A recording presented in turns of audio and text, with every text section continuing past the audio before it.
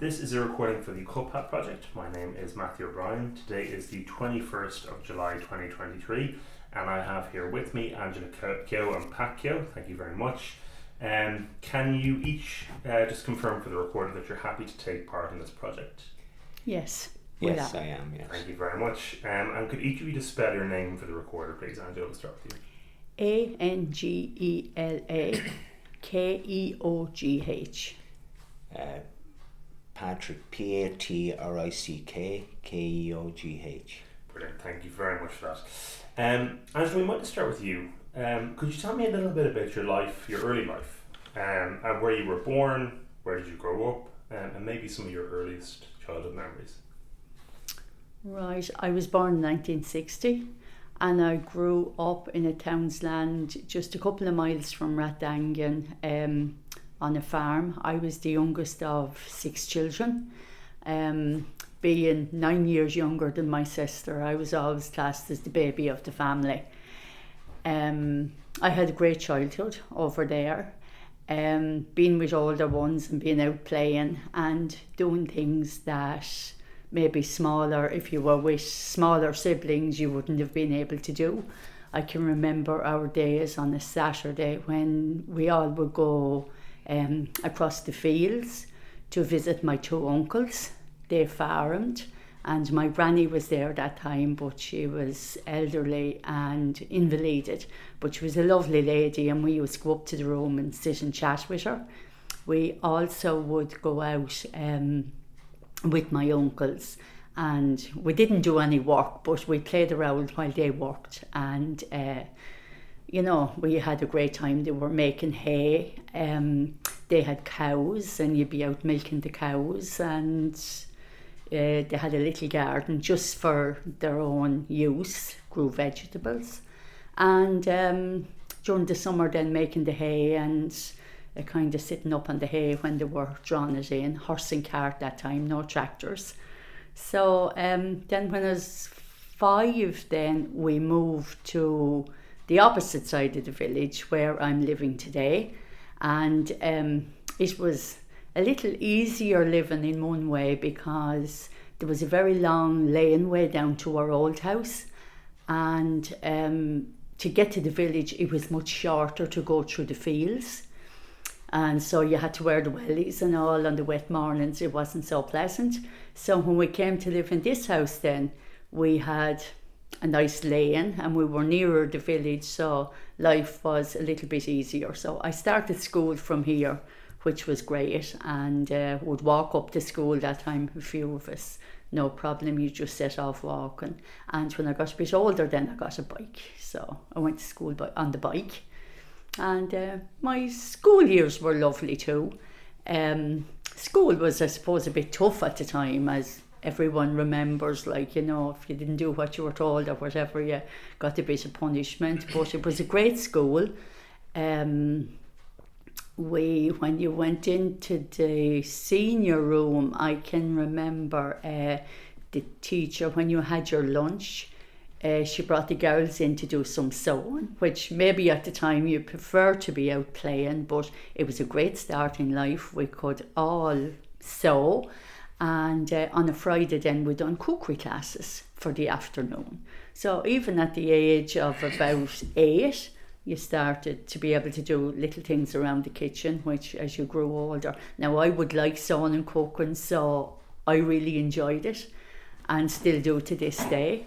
And then in the summertime, teacher would bring us out. We called them the master and mistress. They were husband and wife. And she would bring us out on the backyard and she taught us Irish dancing. So generally, my school days were good. And when I had the bike then, for school, I often got the little job of going down to the post to post letters for her. So that was great. You had about 20 minutes off school when you got that job. So I could honestly say I had a nice childhood and nice school life. Brilliant. And what was the name of the school? Rathcoyle School. Rathcoyle School. Yeah. Okay, brilliant. Yeah. And Pat, maybe tell me a little bit about your early life then, where you were born, and again some of your earliest memories. Yeah, well, I was born in 1958, and again I lived about a mile from the village of Ratangan. It was, predominantly rural area. We were surrounded by farms, farmers, wherever. I was one of 4 children. My father worked for what would now be known as Coillte, but at that time it was called the forestry. My mother worked at home. That time most married women didn't work outside the house, except say the teacher's wife or district nurse or something like that. So I went to school in Rathkyle again.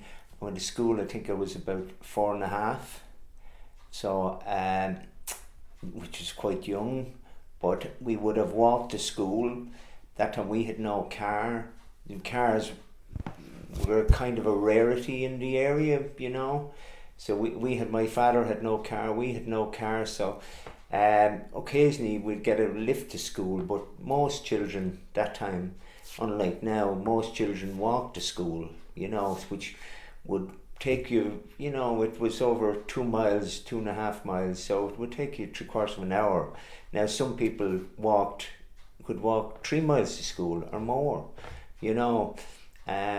so in the summer it was grand, but in the winter it was, kind of, you'd be wet and cold.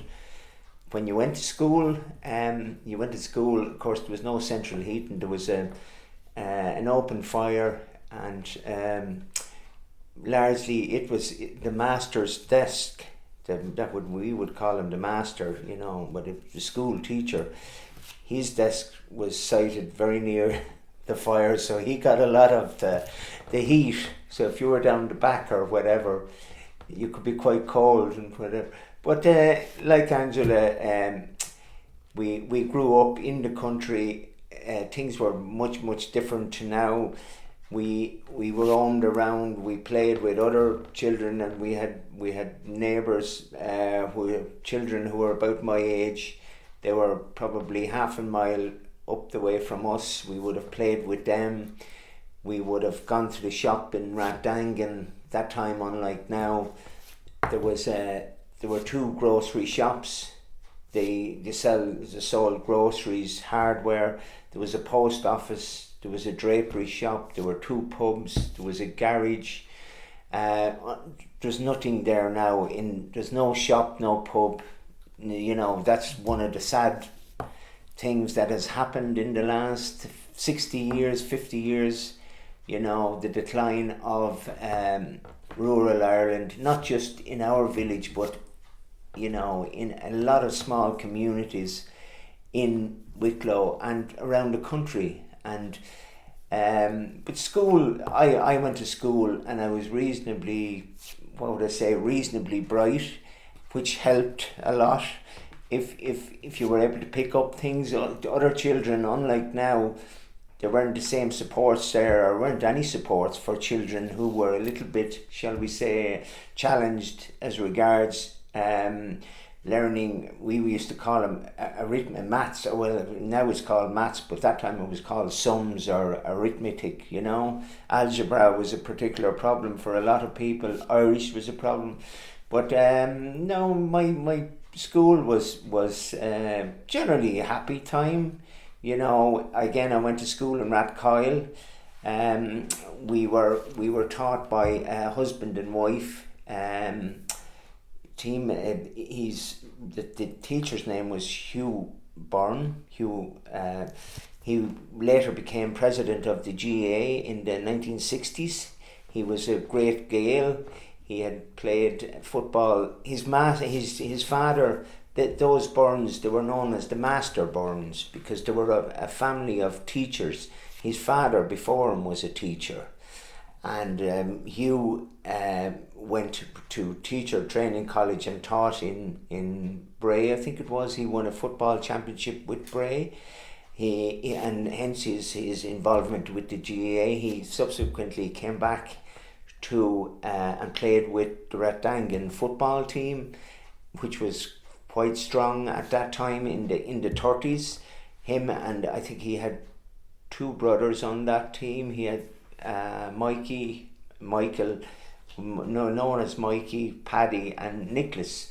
I think there were two of them on that team, but they won a senior championship, which was a big thing and still a big thing in the GAA in Wicklow in 1936. It was the last championship the last senior championship that they won. But so Hugh A. O'Brien, as he was known in Irish, he was involved in the GAA and subsequently became president there in the 60s for, I think it was a 3-year term. And his wife Rose, she was, we call her the mistress, so she taught from baby infants up to what was maybe 4th class or 3rd class. It was a two-teacher school. And she took the role every day. We walked to school, we played, we largely played football in school. The master had a garden there, sometimes you could have to work in the garden. But no, it was generally a happy childhood. Again, in the summer we roamed around. Unlike now, you went off, you helped neighbours. It could be that time, as I say, it was predominantly farming related business, and so you could be, shall we say, bringing in the cows for your neighbour. You could have to go to the top field, you played with, you went down to the village, you met other children, you played football, you were out for the day, there were no phones, nobody knew where you were, you went in wherever with your friends or whatever, you got tea with them, you came home at dark and nobody looked for you. In a lot of ways, in comparison to now, it was much freer, far better existence for children. So I left school then. I would have been, 12, 13. 12. I went to secondary school in Hackettstown. That time the free bus service had came in, which enabled children. Well, first of all, I suppose one of the great things before my time was free education. That was a real boost to people in, I would say, rural areas particularly, because heretofore, if people just wouldn't have had the money to send their children to, well, ordinary people, shall we say, people that weren't well off, wouldn't have the money to send their children to secondary school. So hence a lot of them just worked with local farmers. So they were kind of dead end jobs, So secondary school education and free education was a great lift to Ireland in the 70s, 60s, I suppose 70, I think it came in the late 60s. Donogh O'Malley brought it in. But it was a great leveller up. And so we went to school there. We got the bus literally a couple of 100 yards from my house. It brought us into school. So I went as far as intermediate cert there, now called the junior cert there. It was great, we had a very good time. We knew you mixed with others. I went on to Tullow. They only went as far as intermediate cert in Hackettstown at that stage, and to do your leaving cert you had to go to Tullow. So I went to Tullow, and I was 1 year in Tullow, and there were entrance exams for various companies and the civil service, ESB, posts and telegraphs, and that time, you must remember, that was the early 70s. Ireland was a very backward, poor country. There were very limited job opportunities for people who didn't have connections through class and money and whatever. So I did an entrance exam for posts and telegraphs, as it was then, and I was accepted, and so I went on then. Instead of doing the leaving cert, I went on and took that opportunity because I was advised it was a civil service position. It was a pensionable position, even though I was only 16 or 17, and I worked with them for 44 years. Through all its different changes, and it was a very good company. It changed from being a civil service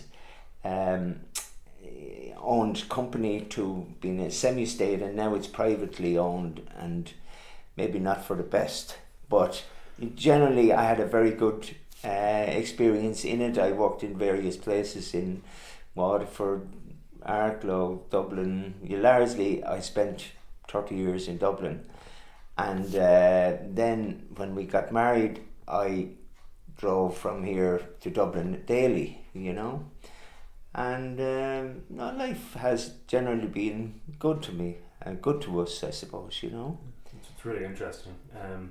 Angela, what about your secondary school experience? Yeah, my secondary, just like Pat, at the age of about 12 and a half, I also went to Hackettstown Secondary School, got the bus from the village, cycled my bike to the village, and spent 3 years in Hackettstown, and again done the intermediate cert and got the bus then to Tullow. And sure, that was great, because probably had never been to Tullow, because again we didn't have a car when I was growing up, so got to get the bus to Tullow, and you met all different friends from different areas. And then I can just remember lunch times. Now, I'm not sure if we were supposed to go downtown, but it was great to have a few pence in your pocket and go down and buy a bar or just a couple of sweets, something very small. It didn't happen every day now, just maybe a day in the week or whatever. So I'd done my leaving cert in Tullow. And that year then, I lived here with my mum. My dad had passed away when I was 17. He passed away suddenly. And I lived here with my mum, so she was hoping that I would take up a job locally, that I would remain living here, which I did. I got a job in secretarial work in St. Patrick's College, the Missionary Society, which is still there today, which was just a few miles down the road from us. So in my early days, I cycled to work, as some people walked. I knew a lady just living down the road from me. She was a lot older than me, and she walked to work every morning. So probably about a year later then, of course, I got a car. So I was away with it then. The sky was my limit at that stage. So I worked down in St. Patrick's for 16 years. It was my only job. So we were married then in Pat and I in 1987. So our first child was born in 1990. So, and Mum looked after her for a couple of years, but then when she started in play school, I thought it was best that I be at home. It was too much to ask Mum, and we had a boy at that stage then. So I finished work, and I done a lot of work at home after that. Yeah, it's really, really interesting. Just to you kind of talked about changes in the area. How would you generally describe this area to maybe somebody who hasn't been here before? Well, I'd say Wicklow in general and Ratangan, it's a very picturesque area. There's still a fair element of community in the area. Over the years, I suppose, the lack of a focus point being the shop, in the village, post office, you need something like that, a pub, you need somewhere where people can congregate and meet and talk. That's been lost an awful lot. And it's leading to, I would say, isolation, or will lead to isolation, down the road. But I would say it has a lot to offer. It's a very quiet, peaceful area. It's not plagued by crime. It's a good place to bring up children still. It has amenities such as our school. It's not too far, from any of the major shopping centres. It's within an hour from Dublin. Carlow is 30 minutes, 40 minutes. Arklow, I would say it still has a lot. It's a very scenic area. There's a lot of lovely scenic walks. The Wicklow Way comes through Tinnahealy, not too far from us here, Askinagap, Tinnahealy into Shillelagh onwards. It's very popular with walkers. They wouldn't actually come through Rathdangan, but you could if you stayed in the area. You can access it we have, of course, Lugnaquilla, which is the third highest mountain in Ireland. We have Cadian, which is a very accessible walk. There's lots of views there. You can see down to Blackstairs Mountains down. I'm told you can see the Knockmeal Down Mountains from the top of Cadian. I walk up there regularly.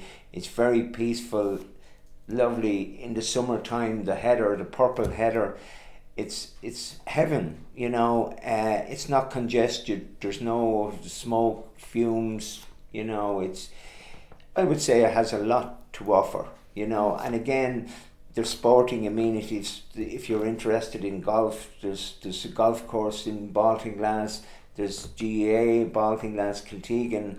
This is where our area, when the Rathdangan football team dissolved, largely I would say through emigration, lack of numbers coming up, in the 60s, 70s, there just wasn't the numbers there to sustain a team. And around that time, I think in 1969, 1970, Kiltegan GAA was formed. So a lot of players from Rathdangan area would play with Kiltegan, which is only about 4 kilometres away, so it's a sister village to us. You have Humewood Castle down there in Kiltegan, in the grounds there. It was built, I think, in around the 1870s. It was built for William Hume Dick. He was an MP for Wicklow. It's still there now. It's owned by an Irish American now by the name of John Malone. Occasionally it's open to the public. Well, the grounds are open to the public. Again, it would have been an employer back in the day, but nowadays, agriculture, small scale agriculture is dwindling in importance. It's because of, I suppose, pressures, mechanization. Like when I was growing up, like Angela said, the manual labour, the horses were becoming a thing of the past. So in the 70s, in the 60s, around here, there were still, I can still remember my neighbour mowing hay and mowing oats with a horse-drawn mowing machine, so everything was manual, and hence there were a lot of people employed by farmers, even small farmers, because they needed somebody to do the work. So when mechanization came in, when tractors came in, they replaced the horse, but they also replaced the men. So hence there was a lot of emigration, in areas like this. So people in the 60s and 70s had to go abroad for work, and a lot of them never came back, and hence that's my school days. That's when I went. Looking back, and I possibly should have. I regretted not doing the Leaving Cert, but at the time it was an opportunity to take it, because it mightn't come around again. And there are a lot of people I would have went to school with and whatever would have ended up in England or America or whatever, and some of them came back, but a lot of them didn't, that's but generally at the moment I would say Rathdangan, it's a good place. It's a good place to live, And would you agree with that? Yes, I would agree with that. Yeah, we have great neighbours. Today you came down. It's a kilometre long, our cul-de-sac, and but we have 10 houses on it. You couldn't ask for better neighbours. My children, I have 3 children, a girl and 2 boys. They grow up here. And again, like ourselves, with the other children on the lane and between here and the village, they always played together, the to and fro in the summers. It was nearly like the childhood that we had growing up. they grew up near enough in the same way, you know, a different generation. So it was great. Everyone looks out for one another, and if you needed help in the morning, you could just ring anybody or call to their door, and they would always be there to help you, you know. And just thinking back there of the summers, I should just mention too, I remember my mum and dad cutting turf. My dad again worked in forestry, and when he'd have his holidays, he would go to the bog. Now the bog was just across the river from us. It was another neighbour's bog, but you had permission to cut your turf.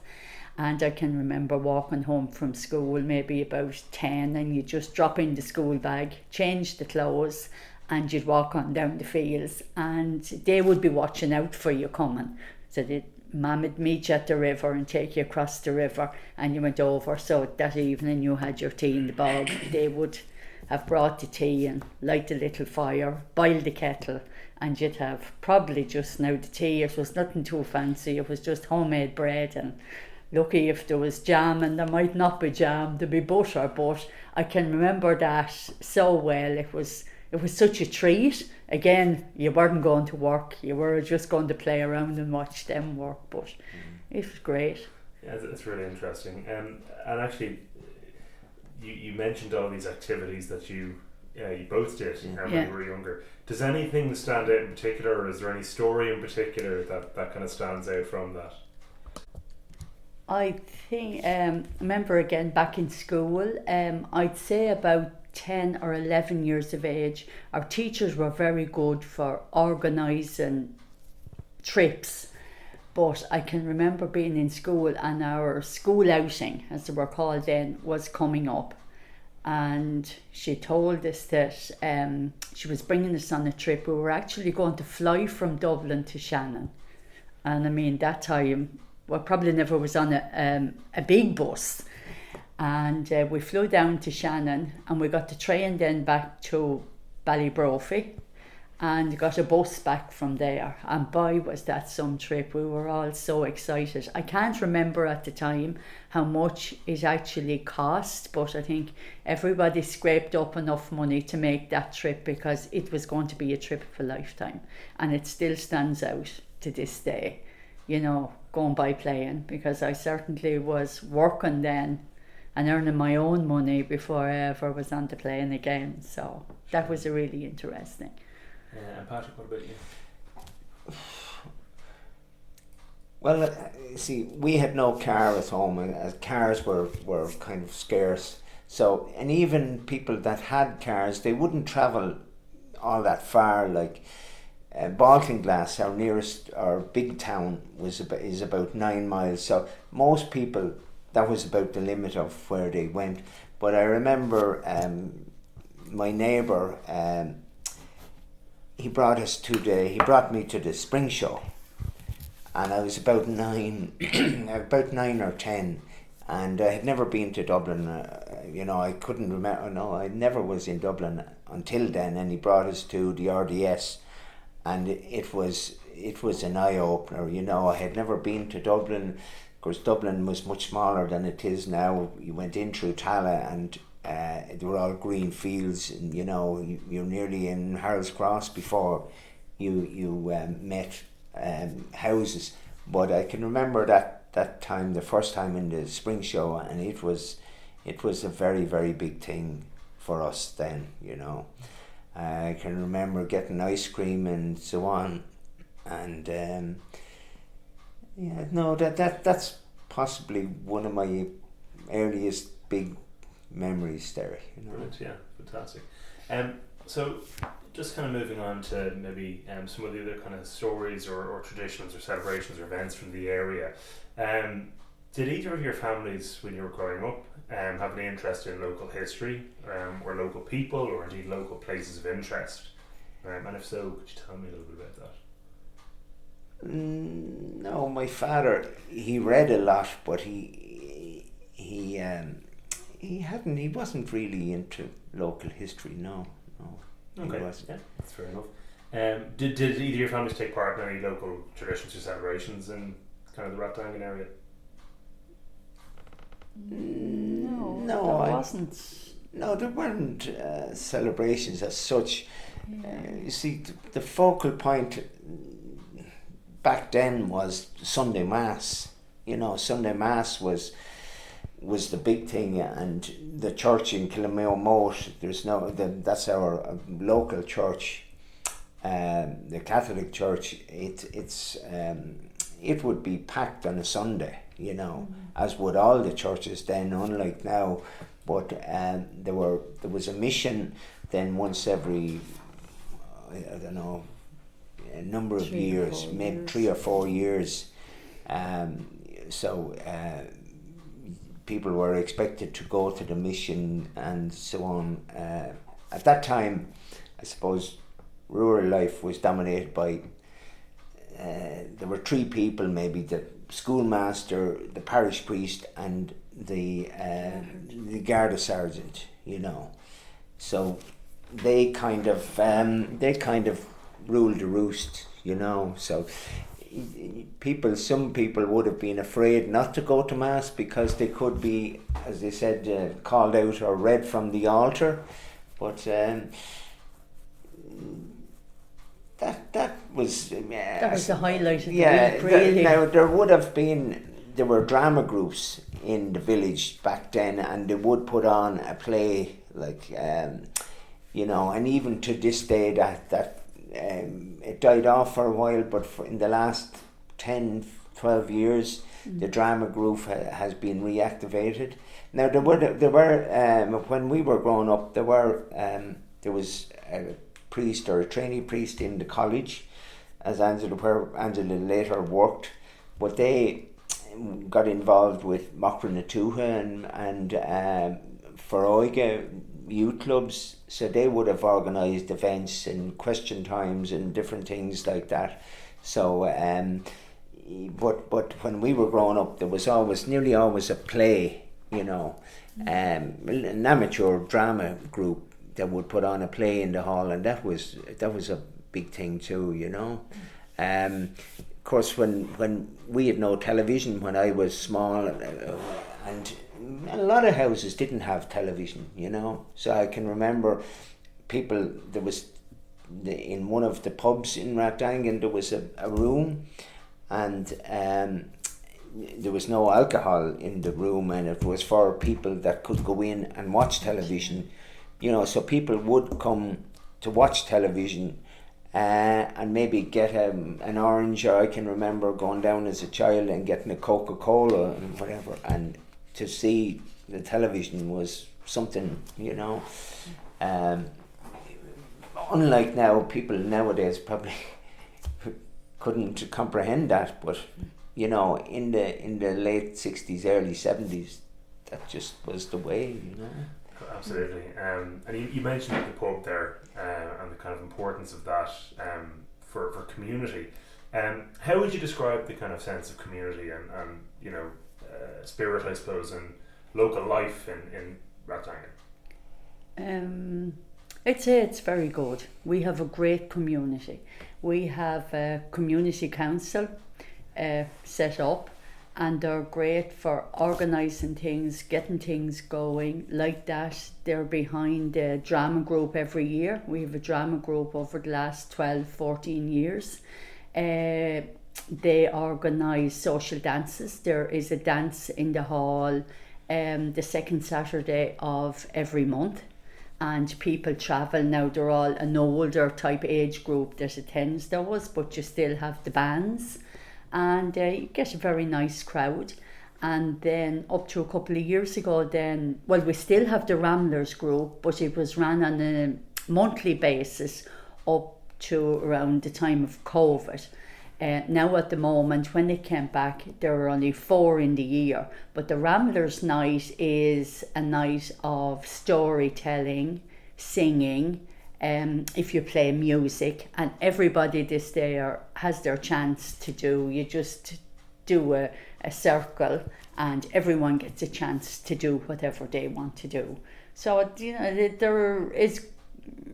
it's a great community, you know, and for trying to bring people together and to keep things going. Okay, yeah, really interesting. Have you ever participated in Ramblers Night? Yes, I make the tea. Well, she is.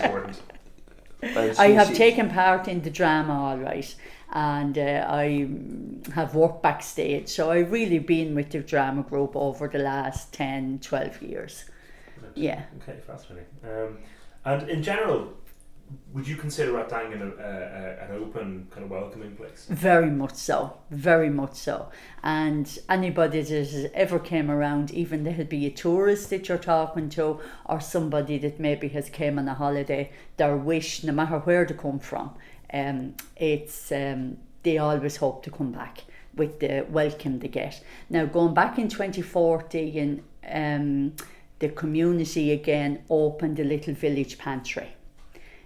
Just a little cafe shop. The reason for opening it up was just our shop had closed in 2007. So it was a thing of just getting locals even in together just to have a cup of coffee and a chat. And now it ran very well up until the time of COVID. Volunteer ran. You know, I was involved actually myself and a neighbour of mine in the running of it. And then it was volunteers then. It opened at 9:30 in the morning until 1:30. And it was great. People loved it, and people came from far, like would come a distance, like, you know, just to have their cup of coffee and a chat, or maybe a sandwich. Now that's as far as we went. But then when COVID came, then naturally it was closed then for the 3 years, and it opened up again then last summer. But by that time it was harder to get in the volunteers, and people, I suppose, over time had started doing different things, and we struggled with the volunteers, so it was just open 2 days a week, Sunday and Monday actually. And people thought Monday was very strange, but it was a really good day. Because after the Sunday, I think people that wouldn't be out Sunday, they found Monday was a quieter day for older people, so they loved to come then. It was quite small, like we had just 3 little tables, so it wasn't the place you went in now if you wanted to have a private conversation, because once you went in and started to chat, your conversation was everyone's. But we had great fun. Now at the moment again, we struggled again with volunteers, so at the moment we're just doing what we call a pop-up pantry. So it opens maybe on a Sunday just about once every 2 months, and we try and organise little crafts in the hall on that day, like people come to sell their crafts. You might have maybe 4 or 5 little stalls, so that encourages people to come, and then they can also come in and have their cup of tea, and you know, that's what we're doing at the moment. So no, I think it's a great place to live. Very good. Yeah. And you know, Patrick, you mentioned earlier on about how Ratdangan used to really be a thriving kind of place. There was a lot of things kind of going on.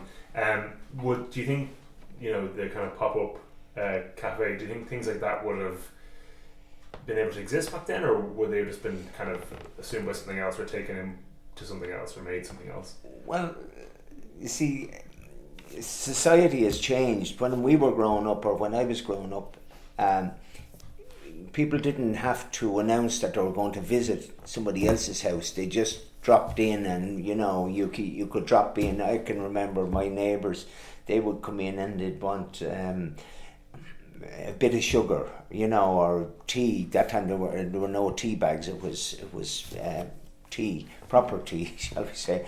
But they would want a quarter of a pound of tea or whatever, and people came in, and anybody came into the house anywhere in the country that time, more than likely they got a cup of tea and they stayed for a chat, and you know, they would have known and mixed with one. And I can remember on a Sunday my mother bringing us, when I was small, and we would go off visiting friends, you know, so there wasn't the same. And I suppose people didn't have the money anyway to spend, even though in the pantry it wasn't a profit-making exercise. It was just to cover the cost, because it was volunteer ran and volunteer,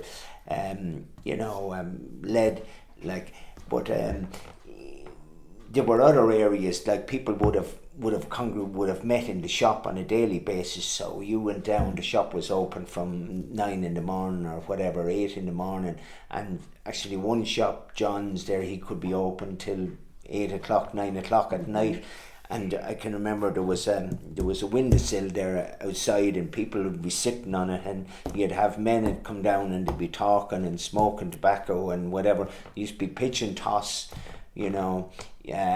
So there were a lot of people would go down to the village to meet others, you know, and have a chat after work in the evening, you know. And they might never go to the pub, like, you know. It wasn't, you know, sometimes they would, but by and large they would go down to talk to others there. Just to meet up. To meet up, you know. So I don't think there was maybe a need, you know, and cafes and that were only someplace that you know, in the country by and large there were in, maybe there might be one or two in Balticlass or in, obviously in the cities, but in the country they were kind of unheard of that time. Yeah, sure. Yeah.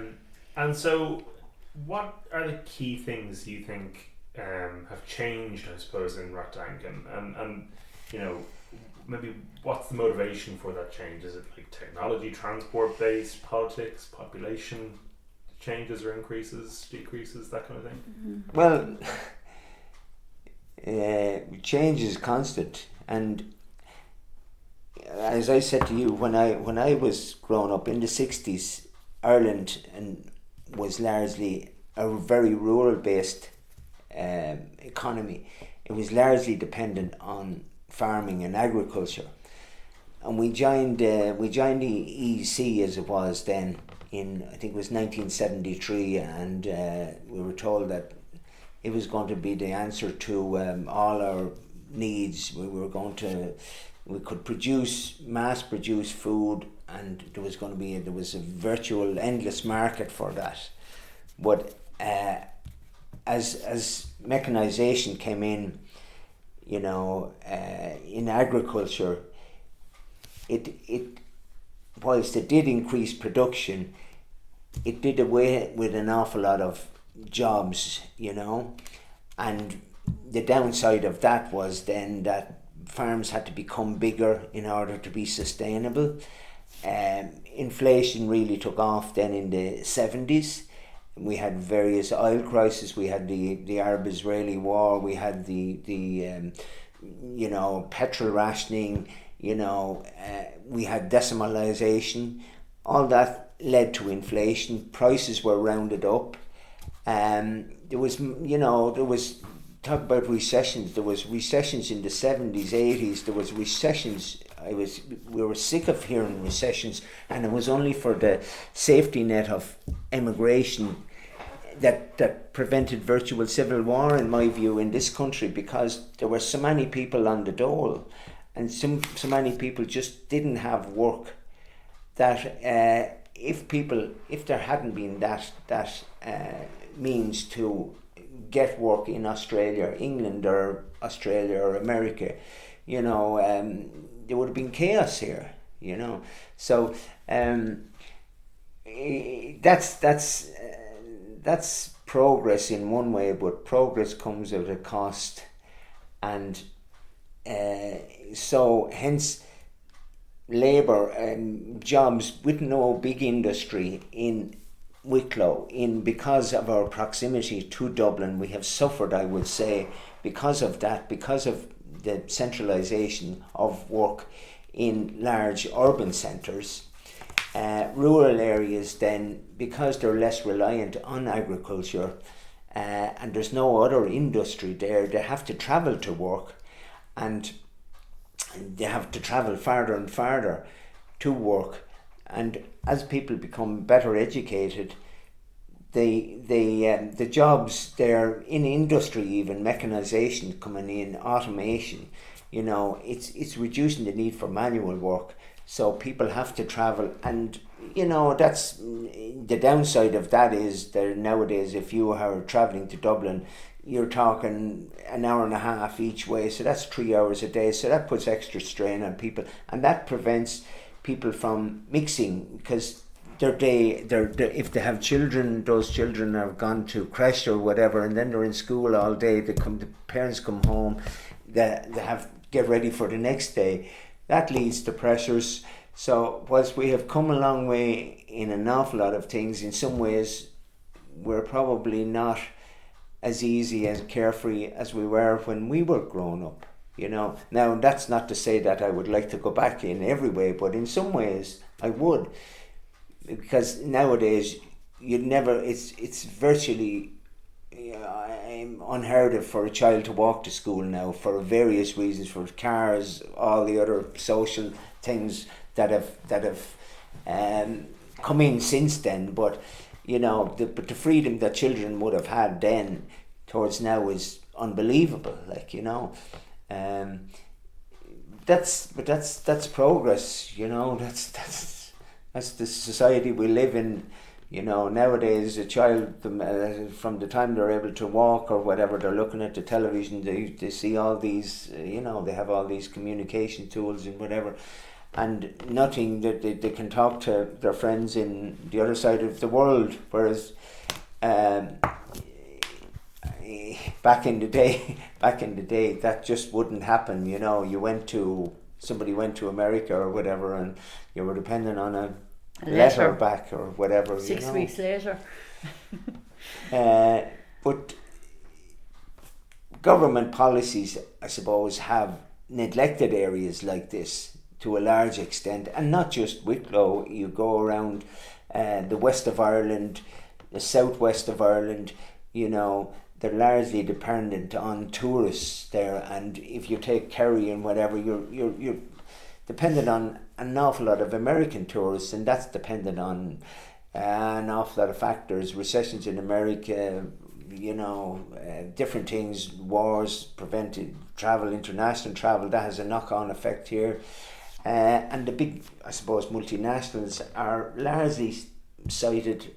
I can understand why, but they're largely centered in urban centres that have good air connections and communication. But communication now shouldn't be a barrier to citing factories and employment opportunities in rural areas, because with technology being what it is now, there's no logical reason why stuff has to be, why all businesses and foreign direct investment has to be centred in urban centres. Yeah.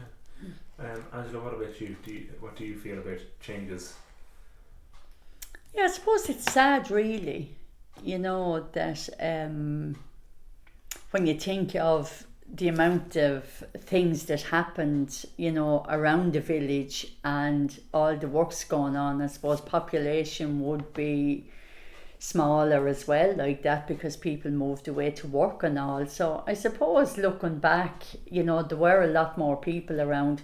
Like as we said, the pantry was used to kind of bring people together to have their cup of tea and a chat, whereas years ago I can remember with my mum, like on a Sunday or maybe evening time during the summer, and you go for just a little walk up the lane or down the road and you called into a person's house and you had that cup of tea. So there wasn't need for a place like the pantry, because you called into your friends, and like as Pat said, you didn't, well, I know you couldn't ring at that stage, we didn't have phones, but you didn't have to let anybody know. You just popped in and you were as welcome. Now if you probably hear someone is coming, like, oh God, we have to tidy up and we have to do this, that and the other, whereas someone just comes in, oh yeah, put on the kettle there and have the tea. And so I suppose in one way, like, the progress is great.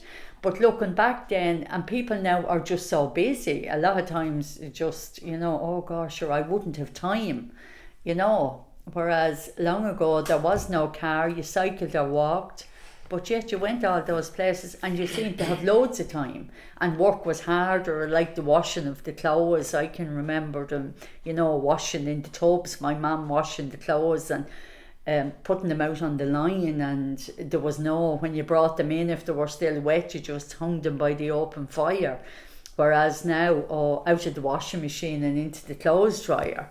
But yet people haven't the same amount of time. So I suppose in one way it's a little bit sad, really.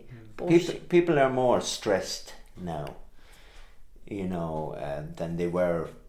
I'm not saying everything was rosy, but by and large people are under more pressures now, you know, and young people there, it's kind of taken as a given that the two of them have to work because mortgages are so high. They're tied into 30-year mortgages, whereas years ago that wasn't largely the case, you know. So hence people are stressed. They have to think of the drive the next morning. The kids, if one of them is sick in school, that creates extra pressure, hassle, you know. So that's why when people come in the evening nowadays, sometimes they just want to close their door and forget about the outside world, whereas years ago you just didn't have those pressures, you know. And speaking of those outside worlds, how much would each of you consider yourselves to be from the Wicklow Mountains? Well, I grew up here. I worked in Dublin most of my life, but and I like Dublin and I love the cities, like, you know, but I couldn't live up there, you know. Well, I did live now there, but when I was younger. But nowadays, I don't think I would live in a city because I just like the freedom, the quiet, the rural areas, and if I want to go to the city, I can go, you know. But I would be from the country, and that's not to say that I'm narrow-minded or, you know, not open to outside influences or people coming into the area either from Ireland or abroad or whatever. I'm not against any of that. Angela? Well, I grew up in this area. I never actually lived anywhere else other than going away on a holiday for a couple of weeks or whatever. So I kind of don't know any other kind of living other than living in the countryside, like, and I do love it. Brilliant. I suppose, what does it mean to you then to be from an upland area? Yeah, I think it's good, you know. You have you kind of have everything, like, because you have the walks, you have the mountains, as we talked earlier, you know, going for walks, even a drive across the hills there, you know. No, I just think it's great. What do you think some of the most important aspects of kind of local natural heritage would be in the Wicklow Mountains? Is it the maintenance of landscapes, protecting biodiversity? What do you think would be the most important? Well, I think Wicklow, since I grew up, Wicklow has been, what would I say, afforested, you know, which is good in some ways. Some of the land that was planted, you know, with forestry was obviously very unproductive land, and back in the 60s and 70s when a lot of the planting took place, it gave employment, you know, so which wasn't there, and those people would have, as we said, been on the dole or taken the emigrants' boat. Wicklow, it has a lot of resources from a tourism point of view that were probably underdeveloped, but then if you go to Glendalough on a Sunday or whatever, it's probably over. It's you know, because it's congestion and because everybody has to travel by car to it. You know, you have all the roads are chock-a-block with tourists or whatever, one-day tourists. But I suppose it's important to keep Wicklow as it is, from a biodiversity. If you look at the hills and whatever, in some ways the lack of farming has led to degradation on the hills, because there's the sheep that would have grazed down the heather and so on, and would have maybe encouraged more grouse and so on. They're largely, because the population that are the age group rather that are keeping sheep, they're getting too old to herd the sheep on the hills, so the hills are largely becoming left to nature. But for thousands of years they would have been grazed by sheep, so who knows if down the road that may cause problems too, you know. But it would be important to preserve Wicklow as it is, insofar as you can preserve it. And by and large it is. But then government policy over the years through agriculture has been, it has been advising farmers to produce more, spread more artificial fertilizer, cultivate more, take down hedges, all this, which has subsequently been proven to be incorrect advice. And now you have, say, environmentalists and whatever, and they're demonising parts of people, maybe farmers, for doing what they were instructed to do and encouraged to do by government grants, subsidies and so on. So it'll take years for that maybe to come back, but that's all part of a bigger picture, I suppose. The climate change we can all see. Like when we were growing up, the winters were colder. They were colder. There was more snow. There was more frost. The summers, I would say, were drier. Now the winters are much milder. I can see it definitely. The winters are much milder, and the summers, well, so you can have a period of a dry spell, but by and large they're wetter. So there's no doubt about it. It's down to climate change, but again, that's a global issue, you know. And until I think we get the big players like the US, China, South America, India, unless these are the main polluters and the main contributors to greenhouse gas, and I think what our contribution will be minuscule in the overall until we get those people to correct that. Now, how you do it is that's the problem, I suppose, that all is taxing all governments all around the world. Some of them don't want to do it for a variety of reasons, but it's something that will have to be tackled, because our generation will probably see it out okay, but future generations will reap, you know, the repercussions of climate change. And have you begun to notice that on the local landscape here? Well, from a weather point of view, I as I said, the winters are much milder now. When we were going to school, the school would nearly always be closed for at least a week. With snow. You know, when I started to drive to Dublin years ago, like, you would always be at home maybe a week, 3 or 4 days during the winter with snow. Now it's a rarity. If you get an inch of snow or whatever, and we're very near, as I say, Lugnaquilla, so the higher up you are above sea level, the more likely you are to get snow. But with the milder winters, that is not happening. So definitely you can see it, like. Sure. And are there any particular sites or locations in the uplands that have special meaning to this area? I'll direct that one to Pat, I think. Well, I suppose we have the 9 stones there in Bowley Carrigain, you know, which is Kilranna. There's a graveyard. It's an old graveyard there. It would have served it wouldn't have served this area here, but the people of Talbotstown, Kiltegan, that area going back out towards the Glen Vimal.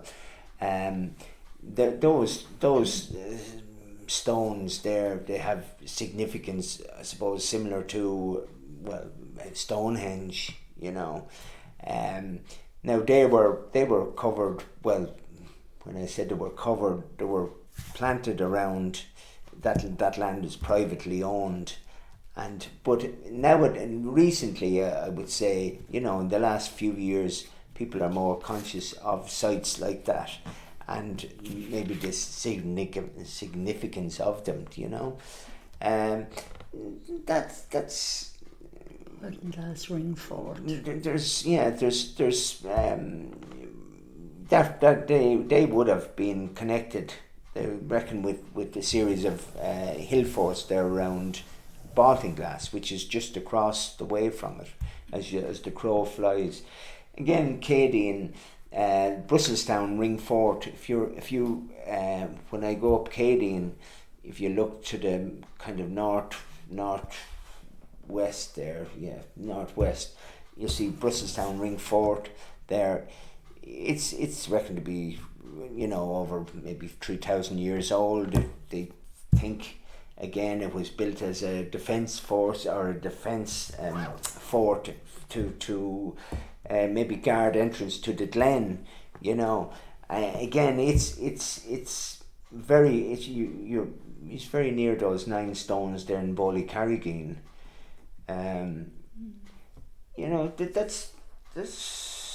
That would be, I would say, just the sites there in around the area. There is a very good history group as well connected with the Ratangan community, and they are very, very active at the moment. They are after doing a lot of research, and they go on walks there about every month maybe, and they even found something new up there in Nukra, or over just 3 or 4 miles from us, but they have a very, very active group there. And see, there probably were, going back years and years, as we said, a lot of Wicklow, then the hillsides in Wicklow were planted by the Forestry Commission, or the back, and before those sites maybe were recognised of being historical interest, so so they're really only starting now to get to realise that there was sites there, maybe the forestry had been cut or whatever, and people doing research, because I know that recent one now, they didn't know about it up until recently. So yeah, it's very interesting.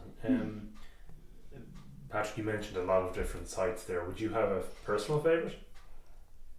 Well, I think Cadian is heaven. It's you're up there. You just have the air is beautiful. The air is clean. There's a breeze. Well, when you're on the hillside anyway, and there's always a breeze. But as I say, on a clear day, the views up there are heaven. You can see back over into Kildare, Lugnaquilla. I think you're looking down on Brusselstown Ring Fort. And those stones, you can't actually. Well, I know where they are from there, but that would be my favourite. Angela, do you have a favourite site or natural feature, or? Just really, there's a little hill just up there over the village, the Pinnacle it's called. And it's just a nice leisurely walk for someone that's not big into hill walking. And again, like as Pat said, when you go up there, the view, I was up there, myself and my daughter walked up there about 3 or 4 weeks ago, and the view from it that particular evening, and it's just all stones, and it's the shape, and it's when you look down, it's not ditches up there, it's all stone walls. Yeah, it's a big boulder. It's a big, it's obviously when it was created or made, it's unusual. It's unusual, but it's just one big chunk of granite. Yeah, it sounds incredible. You mentioned during your childhood that you would kind of go out and about exploring across the fields, see the hay made, yes, all that kind of stuff. Was there any particular part of nature that you enjoyed most as a child, or maybe still do now? Whether it's a particular animal, flowers, plants. Well, you see, back then, most people in the country, they were self-sufficient largely self-sufficient from a food point of view, in that people always had a garden. Even council houses, they always had a garden. So people grew potatoes, they grew cabbage, onions, vegetables. the basic. You grew onions. Wherever you picked them, you dried them, so you had them then over the winter. You sowed potatoes, you stored them in a pit, which is clay. You put straw over them, you put clay, and as you needed them, then you would have them for use throughout the year. People kept chickens, so they had eggs. Oh, yeah. You got people got milk from, say, a local farmer or whatever, from who would have cows, or people had cows themselves. So nature was everywhere around us, and people depended on nature, for survival. Even plants that wouldn't. I remember we used to use nettles, which were, some people would call them a weed, but they're just supposed to be very strong in, what is it, iron, is it? Iron, they're very good for your blood. Very Cleaning your blood at certain times of the year.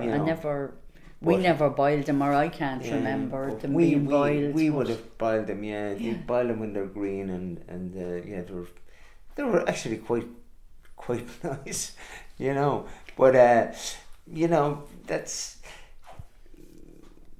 everybody. You just took it for granted, without, you didn't have to think about it, Yeah, I'm really interested in hearing about kind of food traditions and maybe how those have changed over time. I mean, you mentioned about the potatoes being, covered with the clay and all that. Are there any traditions to your mind that are kind of still maintained in 2023?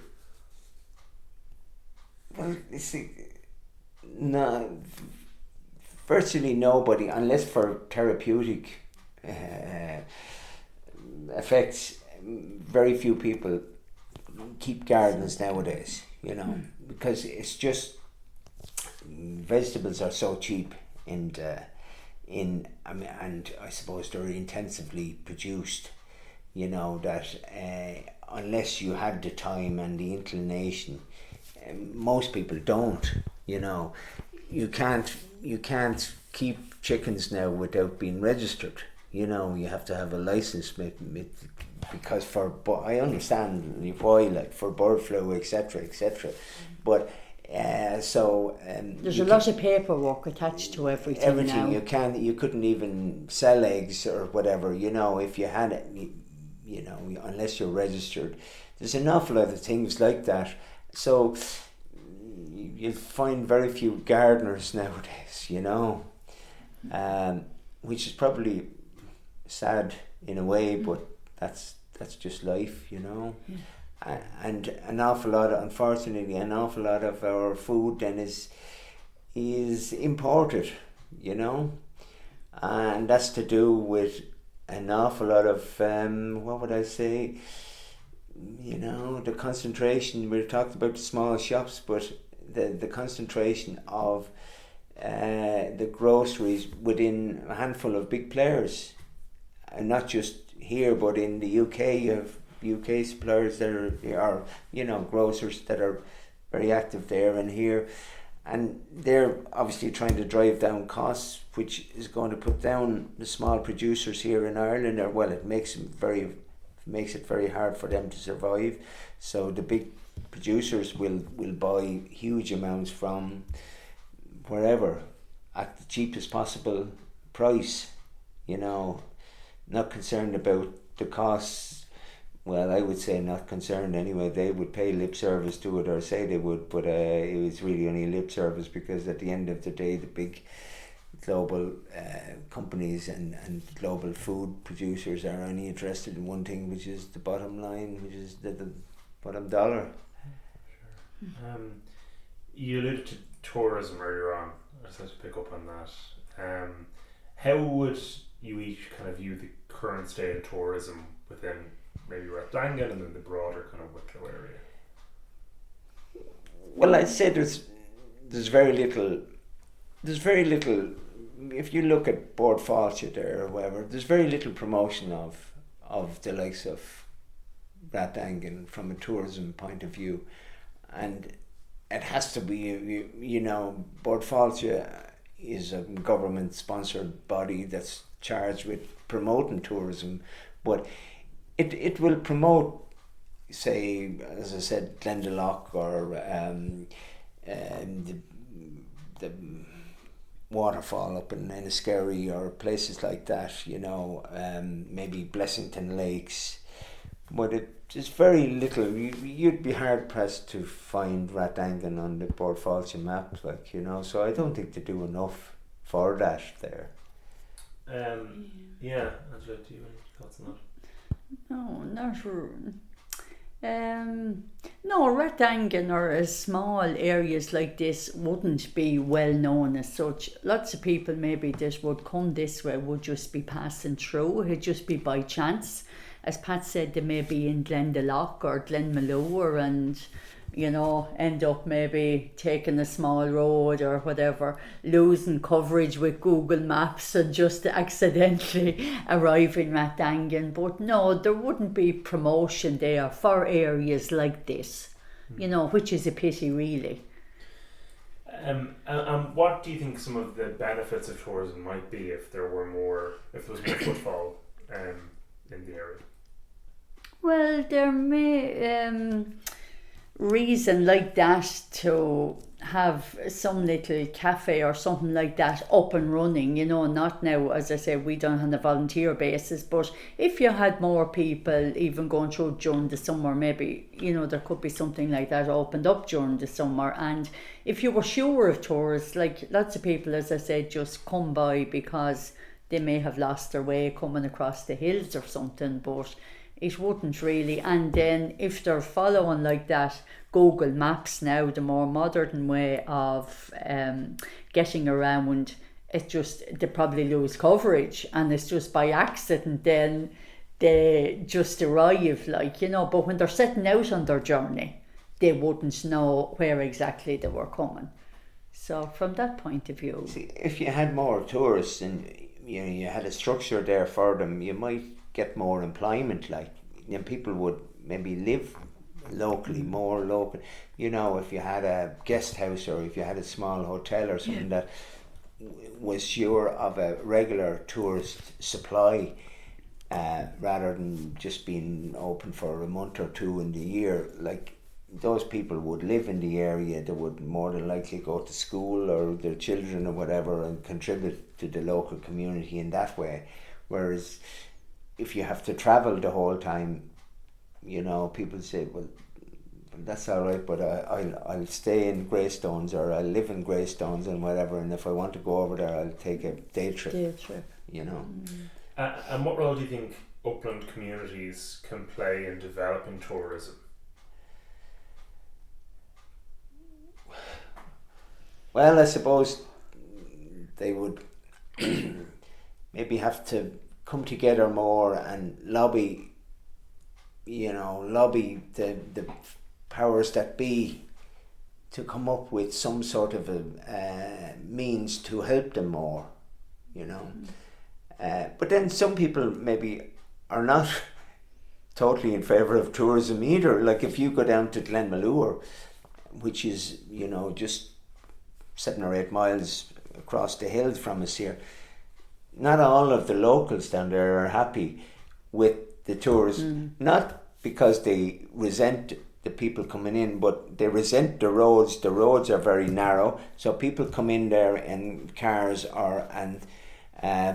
they can't go around about their daily business. These people live there 365 days, and the tourist comes in whatever 1 or 2 days a year, and they chock-a-block the roads, you know. So not everyone would see the benefit of tourism, but if you had a tourist, if it was maybe properly resourced, and you know that tourists could spend a few days here and travel around, maybe something like Kerry or whatever, you know.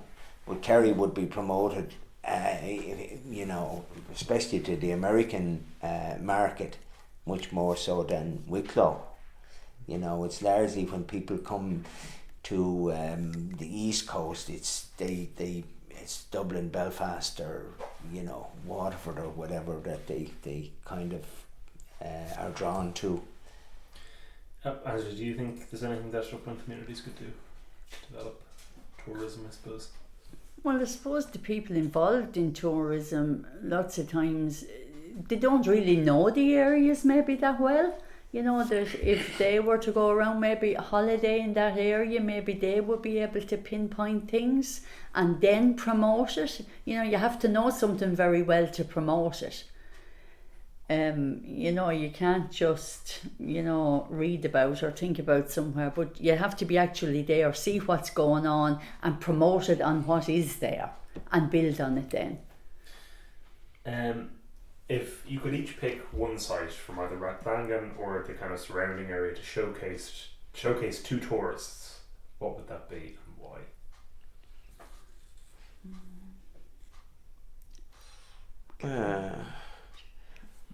Well, we have Dwyer's Cottage. Well, it's actually in the Glen of Imal, Dwyer's Cottage there, right? It was made famous, by Michael Dwyer, and it was sieged by the Red Courts, or the British as they were. Sam McAllister was shot.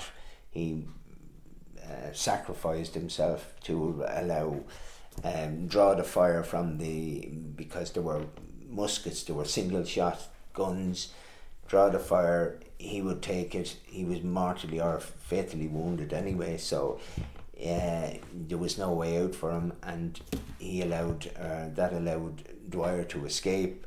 So it's of, I suppose, historical significance, and it's ironic. We're talking about, I mentioned Humewood earlier, but he surrendered to Hume down at a place called the Three Bridges, which is on one of the back entrances to the Humewood estate, and he was transported to Australia and subsequently became a policeman out there, Michael Dwyer. But that is possibly in this immediate area that would be the most historic. And what about maybe from a natural landscape perspective, or a trail, walking trail, or would you have any of those that you highly recommend to people who are visiting the area?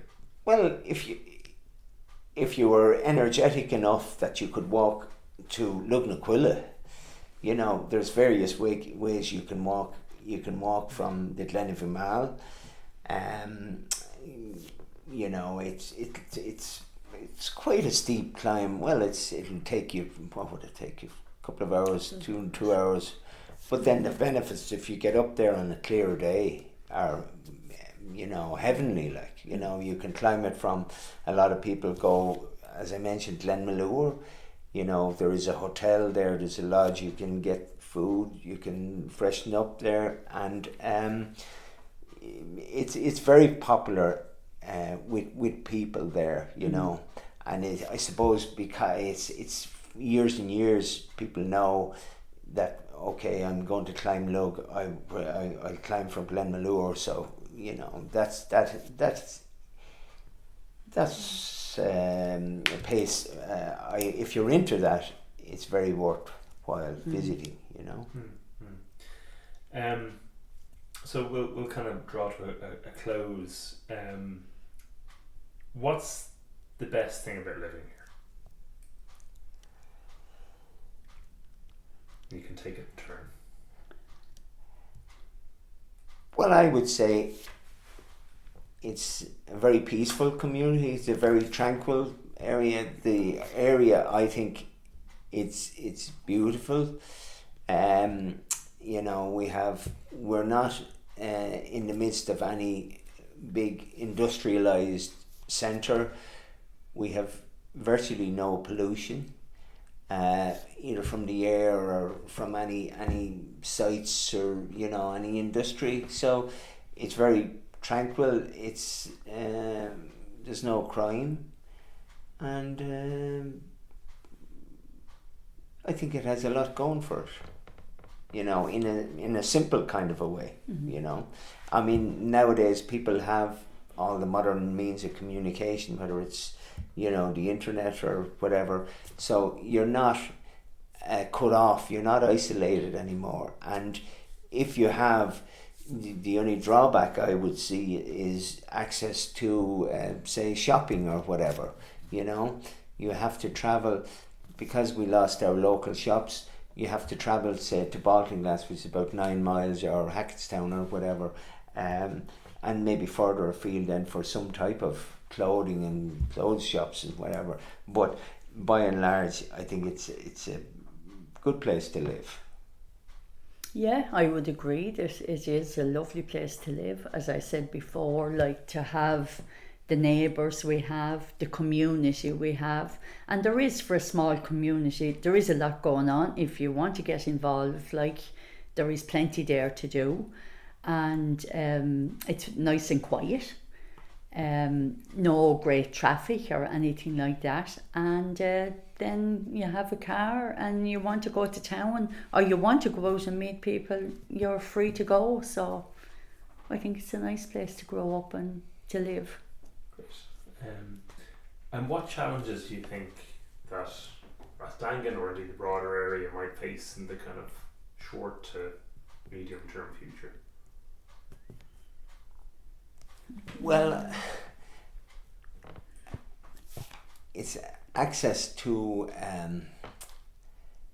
good, well-paid employment. You know, not everybody can work from home, you know. So, as I said, a lot of people, particularly in the, say, building trade now, an awful lot of people that are in the building trade have to work in Dublin. So that necessitates travel of 3 hours a day. And I know some of them are going at 5:30 in the morning to get in there, to get parking, to, you know, to get in on the site. And so it's a long day, because apart from their working day on site, they have 3 hours of travel. So people are inclined to say, well, do I really need to have 3 hours travel? Why couldn't, if I could live in Blessington or whatever? But then that leads to other problems, because you have big housing estates and you have all the, well, I won't say problems, but all the things that have to go with that from services point of view.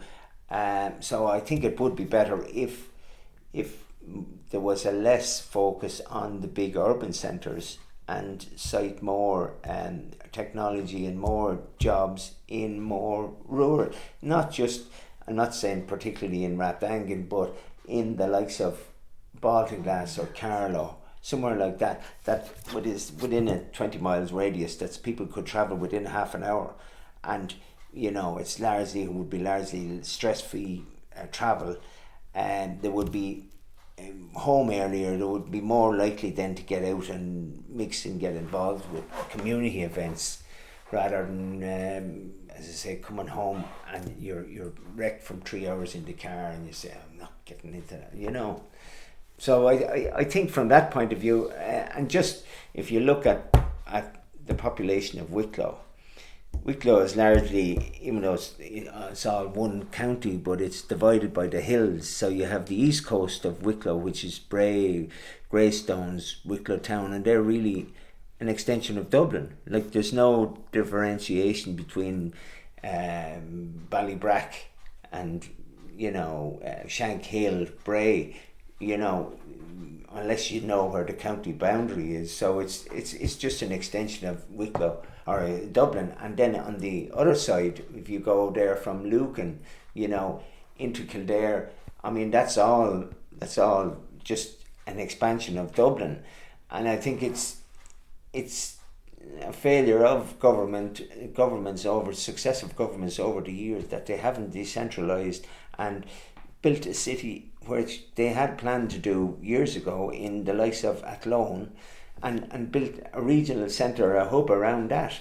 And with the technology and the road structure that is in place, there's no reason why they couldn't have done it, only because our politicians are so Dublin centric and Dublin focused, that they're oblivious to the needs and have ignored the needs of country areas. And we think we're bad here, but if you're up in northwest Donegal or over in Connemara or northwest Mayo, you know, and all you have there is you know, the gas field off Belmullet or whatever, you know, all the benefits are largely our main hospitals, our main universities are centred in Dublin, you know, which shouldn't be the case nowadays, you know. And I think as a means of keeping people living in rural areas, they should decentralise more and more industry and real jobs in the country, rather than, you see, there seems to be this focus that tourism is the only thing, but tourism, because of the Irish weather, you're not going to get tourists in the winter. So what do you do then for 6 months of the year? Tourism is only largely a 6 month at most, you know, entity, like. So you have to keep the people gainfully employed for the other years. So that means real work, real jobs. So I think they should largely focus on you know, citing some of their foreign direct investment into areas like that. And it has an awful lot of benefits. Like, for instance, houses would be cheaper, land is cheaper to, you know, if you're citing something place like in City West or whatever there. So if you cite in a greenfield site in Carlow or Tullow or whatever, and you bring in 200 or 300 jobs there, you know, it has a knock-on effect all around, like, not just Carlow, but you'd have East Wicklow or West Wicklow, Kilkenny, Wexford, you know, all those areas, like, and tie in more country, you know, and villages and that, because that's, you know, we have gone, or we never were an industrial country as such, but, you know, the main industry now is largely centred in China and, you know, Eastern Europe, you know. So we have to go for more high value jobs, and I think that's where the government should be focused on decentralising those type of jobs, and it has to come from the government, because, you know, with there, I know we have the IDA and the various government agencies there, but they go to job fairs or industrial fairs, and they sell Dublin because it has the nightlife and it has this, but we all know that there's huge problems there, like in Dublin, from for a variety of reasons there.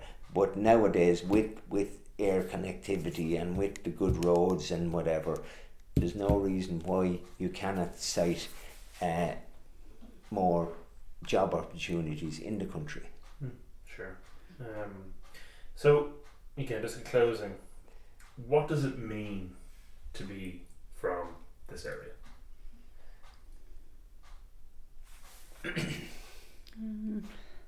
I don't know, just like what we said, it's just the community we have, the people we have, and I don't know, I don't think I could ask for anything better, you know. So it just means a lot to me. I'm very, very happy here, and as I said, just for everything that's going on, I kind of have no more to add to it, really. Well, again, I suppose everybody loves their most people love their native place, you know, for some, I don't know, unfathomable reason, like, you know, but it's like the salmon returning to where they were spawned. Most people tend to come back, you know, because, as I said, we have the benefits of good rural countryside. We have services within reach of us, so why would we go anywhere else? Absolutely. And is there anything that you'd like to add to the record that we haven't previously discussed? I can't honestly think of anything now, to No, be honest. I think we I don't think so. kind of covered most things. Fantastic. Well, look, thank you very much for that. It was really, really interesting and fascinating. So I'm just going to stop the recorder now.